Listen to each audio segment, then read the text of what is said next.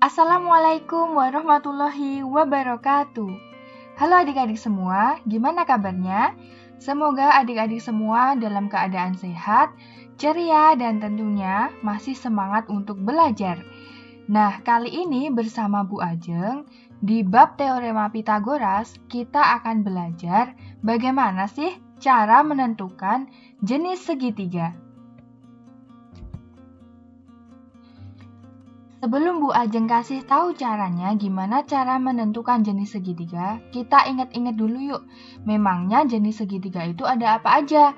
Yang pertama ada segitiga lancip. Yang gimana tuh?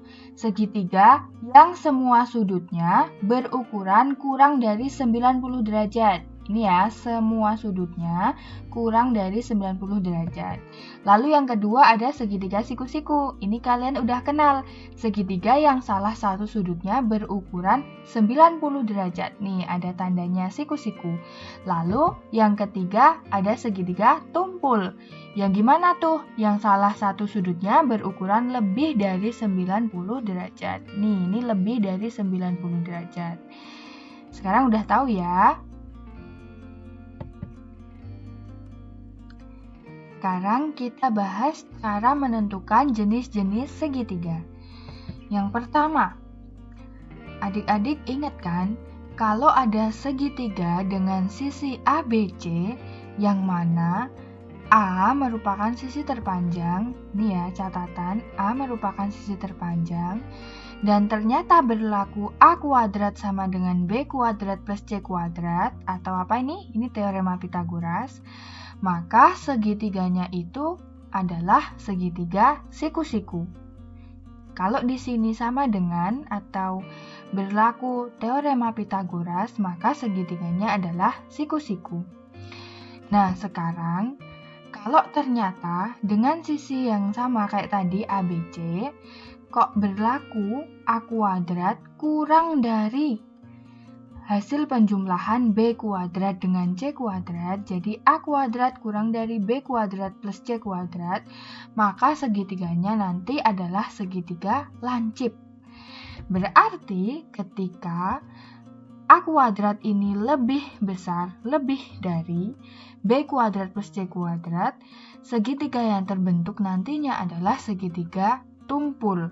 Tapi dengan catatan ini ya, kalau di soal A-nya itu merupakan sisi terpanjang. Kalau kurang dari terbentuk segitiga lancip, kalau sama dengan terbentuk segitiga siku-siku, kalau lebih dari terbentuk segitiga tumpul. Biar nggak bingung, kita langsung coba masuk ke contoh soalnya aja. Suatu segitiga berukuran 7 cm, 9 cm, dan 10 cm.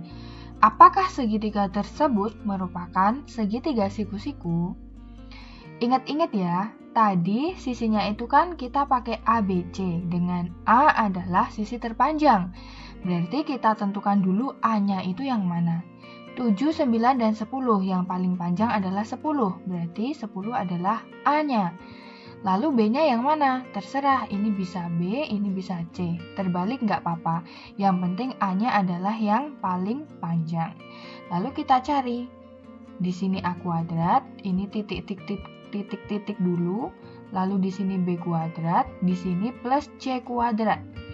A kuadrat berarti 10 kuadrat. Titik-titik. B kuadrat berarti 9 kuadrat ditambah C kuadrat 7 kuadrat. 10 kuadrat berarti 100. Titik-titik.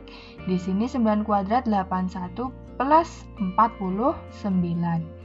100 tetap 100, titik-titik. 81 plus 49 ketemu 130. Nah, ternyata 100 ini lebih kecil dari 130. Kalau A kuadratnya di sini lebih kecil, berarti segitiganya apa tadi? Terbentuk segitiga lancip.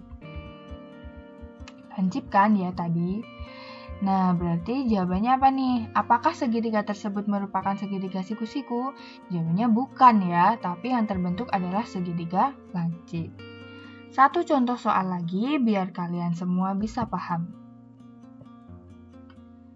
Suatu segitiga memiliki panjang sisi 7 cm, 10 cm, dan 13 cm. Jenis segitiga tersebut adalah, seperti yang sebelumnya tadi, kita tentukan A-nya dulu. A-nya adalah sisi terpanjang, berarti yang 13 ini jadi A. Sisanya jadi B dan C. Lalu kayak tadi, di sini kita tulis A kuadrat, titik-titik, B kuadrat plus C kuadrat. A kuadrat berarti 13 kuadrat, titik-titik, 10 kuadrat plus C kuadrat 7 kuadrat. Kita hitung, 13 kali 13, 169. 10 kali 10, 100. 7 kali 7, 49. Di sini 169. Di sini 100 tambah 49, 149. Nah, ternyata ketemunya 169 ini lebih besar dari 149. A kuadrat lebih besar dari B kuadrat plus C kuadrat. Berarti ini segitiganya segitiga apa? Ketemu segitiga tumpul. Kalau lebih besar itu segitiganya tumpul. Gampang kan ya? Cukup kalian ingat-ingat kalau A kuadratnya lebih kecil dari B kuadrat plus C kuadrat, maka segitiganya lancip. Tapi kalau lebih dari, berarti tumpul. Kalau sama dengan, berarti siku-siku. Nah, materinya selesai. Semoga yang sedikit ini bisa bermanfaat untuk kalian. Semoga kalian paham. Kalau ada yang kurang jelas, silahkan ditanyakan di kolom komentar. Semoga bermanfaat ya. Wassalamualaikum warahmatullahi wabarakatuh. Sampai ketemu di video selanjutnya.